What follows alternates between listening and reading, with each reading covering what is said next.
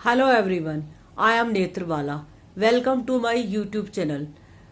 बच्चों, आज का जो हमारा टॉपिक है वो है डिसोल्यूशन ऑफ पार्टनरशिप फर्म। आज हम इसका डिस्कस करेंगे, बेसिक कॉन्सेप्ट बताएंगे, थियोटिकल पॉइंट जो भी इसके हैं जो प्रैक्टिकल में काम आएंगे, और जो आपके बोर्ड में इसमें से क्वेश्चन पूछे जाते हैं वो भी मैं आपको इसमें बताऊंगी लास्ट में, और साथ साथ भी बताती जाऊंगी कि कौन से बोर्ड पॉइंट ऑफ व्यू से क्वेश्चन इसमें इंपॉर्टेंट है जो पूछे जाते हैं। तो चलो, जैसा कि ऊपर लिखा है मैंने, देखो डिसोल्यूशन ऑफ पार्टनरशिप फर्म। पहले मैंने इस पे लगाया, देखो डिसोल्यूशन का मतलब क्या है। डिसोल्यूशन से हमारे दो चीजें उत्पन्न होती है, एक होता है डिसोल्यूशन ऑफ फर्म होता है, एक होता है डिसोल्यूशन ऑफ पार्टनरशिप। अब डिसोल्यूशन ऑफ फर्म का मतलब होता है when our business is close, हमारा बिजनेस बंद हो जाता है इस केस में फर्म में, और इसमें डिसोल्यूशन ऑफ पार्टनरशिप बेटा हमारा बिजनेस जो कंटिन्यू चलता है। अब डिसोल्यूशन ऑफ पार्टनरशिप आपकी जो है वो कंटिन्यू चलती है, वो क्यों होती है इसके अंदर? Due to change in the business relationship among the partners, और फिर भी बिजनेस कंटिन्यू रहेगा, लेकिन फर्म के अंदर हमारा बिजनेस में जो है पार्टनर्स का रिलेशन जो है वो एंड हो जाता है और बिजनेस भी क्लोज होता है। और हमारा डिसोल्यूशन ऑफ पार्टनरशिप के अंदर बुक्स ऑफ अकाउंट भी क्लोज हो जाती है, लेकिन डिसोल्यूशन ऑफ पार्टनर जब बिजनेस कंटिन्यूस कर बुक क्लोज नहीं होंगी इसके अंदर बेटा। और डिसोल्यूशन ऑफ फर्म के अंदर जो है हमारा जो आफ्टर डिसोल्यूशन जो होता है पार्टनरशिप भी खत्म होती है, लेकिन इससे पार्टनरशिप खत्म नहीं होती। लेकिन इसके अंदर जो हमने लिखा है dissolution of partnership business continue रहे, ये चेंजेस क्यों होते हैं? ये जो चेंज वर्ड लिखा हमने सबसे पहले, ये होता है आपका कोई पार्टनर बिजनेस में आया, एडमिशन हो गया या रिटायरमेंट हो गया या डेथ हो गया या change in profit sharing ratio, इसके कारण हमारे एग्रीमेंट में चेंज आता है, इस कारण से वो दोबारा से जो है रिकंस्टिट्यूट करते हैं, ये इसके रीजन है। अब इससे पहले मैं आपको जो हमारी जो कोर्स में है वो डिसोल्यूशन ऑफ पार्टनरशिप फर्म है। अब मैं सबसे पहले आपको मीनिंग समझाना चाहूंगी। इसका मीनिंग क्या है, देखो। According to section 39 of the Indian partnership act 1932, जैसे सामने लिखा है, dissolution of firm means dissolution of partnership among all the partners in the firm. इसका क्या मतलब है बेटा? डिसोल्यूशन का मतलब क्या हुआ कि हमारी पार्टनरशिप जो हमारी फर्म के अंदर है वो क्लोज हो गई है। इसके अंदर डिसोल्यूशन ऑफ पार्टनरशिप में हमारे सारे एसेट्स मार्केट में बेच दिए जाते हैं, जो पैसा मिलता है रियलाइज होता है, वो हमारी जो भी लायबिलिटीज आउटसाइड होती है वो पेमेंट की जाती है, और इसको मैं आगे और अच्छे से बताऊंगी। लेकिन उससे पहले आपको समझाने से पहले एक और चीज बताना चाहूंगी कि ये जो हमारा डिसोल्यूशन ऑफ फर्म होता है उसके मोड्स कौन से होते हैं। आपके मोड्स जैसा कि देखो बोर्ड पे लिखा है, modes of dissolution of firm. पहला है म्यूचुअल एग्रीमेंट। म्यूचुअल एग्रीमेंट का मतलब आपस में हमने समझौता कर लीजिए, हम बंद करना चाहते हैं बिजनेस, एक तो ये तरीका हो गया बेटा। दूसरा कंपल्सरी डिसोल्यूशन का क्या मतलब होता है? जब हमारा जो पार्टनर्स है एक्सेप्ट वन जो है इंस्टॉलमेंट हो जाता है या बिजनेस हमारा अनलॉफुल होता है, तो हमारे को ये कंपल्सरी डिसोल्यूशन करना पड़ता है। फिर है बाय नोटिस। बाय नोटिस का मतलब क्या है कि अगर हमारा कोई भी partner, one of the partner of his intention to dissolve the firm in case of partnership at will, वो नोटिस देके भी दूसरों को अपने बिजनेस को क्लोज कर सकते हैं। नेक्स्ट है बाय ऑर्डर ऑफ कोर्ट। और आपका जो लास्ट है ये जो ऑर्डर ऑफ कोर्ट है, इसका क्या मतलब है कि आपका जो है कोर्ट जब ये समझता है कि हमारे पार्टनर बिकम अनसाउंड माइंड है, तब करके बिजनेस क्लोज करना पड़ेगा। पार्टनर परमानेंटली इनकैपेसिटी में है, पार्टनर फाउंड गिल्टी है, मिसकॉन्डक्ट किया जा रहा है किसी पार्टनर के साथ, या उसमें ब्रीच ऑफ एग्रीमेंट किया जा रहा है, या हमारी कोर्ट को लगता है ये जस्टिफाई है, इसको डिसॉल्व कर देना चाहिए। इन केसेस में जो है बिजनेस को हमारे को जो है वो बंद करना पड़ता है, कोर्ट हमें ऑर्डर दे देता है। तो ये तरीके थे मोड। लेकिन अब पेपर में कौन से क्वेश्चन आ सकते हैं? देखो, इन दोनों में डिसोल्यूशन ऑफ फर्म और डिसोल्यूशन ऑफ पार्टनरशिप में डिफरेंस पेपर में आ सकता है। इनके मोड्स आ सकते हैं कि कौन से मोड में आपके कौन से पॉइंट है वो आ सकते हैं। तो इसलिए करके आपको इन चीजों को जरा ध्यान से समझना है, और इनके पॉइंट्स मोड ऑफ आपके डिसोल्यूशन ऑफ फर्म को भी अच्छे से समझना है। तो ये बोर्ड के क्वेश्चन है थियोटिकल वे के।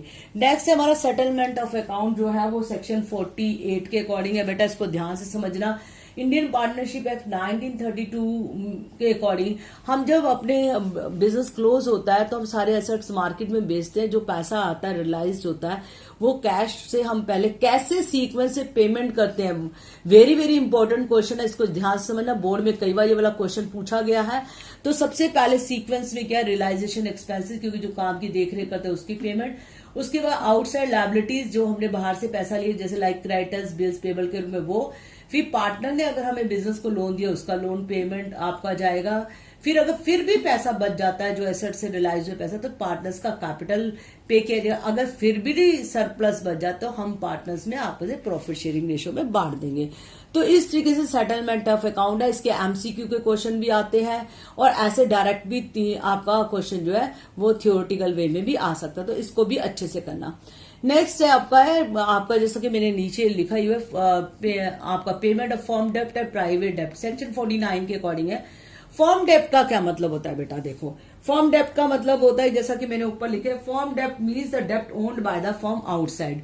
जो हमने आउटसाइड ने फॉर्म्स ने डेप्ट लिया उसको बोलते हैं। और ये जो आपका प्राइवेट डेप्ट का मतलब कहते हैं, private dept means dept owned by partners and individual to any other person other than business. Business के अलावा वो अपना पार्टनर जो अपना प्रॉफिट लोन ले रहा बाहर से या उधार ले रहा उसको बोला है। नेक्स्ट है कि फर्म प्रॉपर्टीज जो हमारी होती है, ये जो हमारी है फर्म प्रॉपर्टी जो अप्लाइड होती है पेमेंट ऑफ द फर्म डेप्ट, हमारी फर्म की प्रॉपर्टी से खाली फर्म की ही जो है डेप्ट पे किए जाएंगे, जबकि प्राइवेट प्रॉपर्टी जो ईच पार्टनर की applied first toward the payment of private उसके अपने डेप्ट पे किए जाएंगे। अगर सरप्लस बचता है जैसा कि नीचे लिखा है फिर हम फर्म के डेप्ट को पे करेंगे। तो ये आपके जो थे थियोरेटिकल वे के आपके इंपॉर्टेंट क्वेश्चंस हैं जो आपके बोर्ड में आपसे पूछे जा सकते हैं।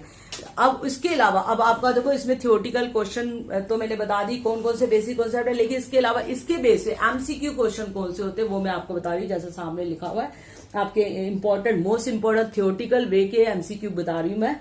नंबर 1 है realisation account is a dash. Number इसका ऑप्शन है personal account, real account, nominal account, permanent account. इन सब के आंसर मैं डिस्क्रिप्शन बॉक्स में डाल दूंगी बेटा, वो देख लेना, पहले खुद ट्राई करना। क्वेश्चन 2 है in case of dissolution of firm which liabilities are to be paid first. Number 1 है पार्टनर्स कैपिटल, नंबर 2 है पार्टनर्स लोन, फिर है थर्ड पार्टी लायबिलिटी, फिर है इंटरेस्ट ऑन कैपिटल। 3 है according to Indian partnership act 1932 section 39 dissolution of form means आपका A है dissolution of partnership between all the partner, फिर बी है dissolution of partnership between the main partner, next है end of the relationship among the partner, next है none of these. Next fourth question है compulsory dissolution take place when. Number 1 है death of a partner take place, B है all partner become insolvent, next है retirement of active partner, next है there is loss in the current year. Next fifth question है state the correct order for the treatment of losses as per section 48 of the partnership act 1932। Number 1 है firstly out of capital, second है partners का secondly from partners individually है, third है thirdly out of profit. अब इसको correct order में बताना बेटा। नेक्स्ट है question which of the following is not the mode of dissolution of form. Number 1 है mutual agreement, number 2 on happening of an event, next है dissolution of court, dissolution by court, next है retirement of a partner. Next 7th question है at the time of dissolution of firm at what stage the balances of a partner's capital accounts are paid। Number 1 है after payment of outside liability, B है before payment of loan by partner, next है after payment of outside liability and partners loan, next है before payment of outside liability. ये तो बेटा कुछ theoretical base पे आपके जो एमसीक्यू क्वेश्चन मुझे मोस्ट इंपॉर्टेंट लगे वो मैंने बताया।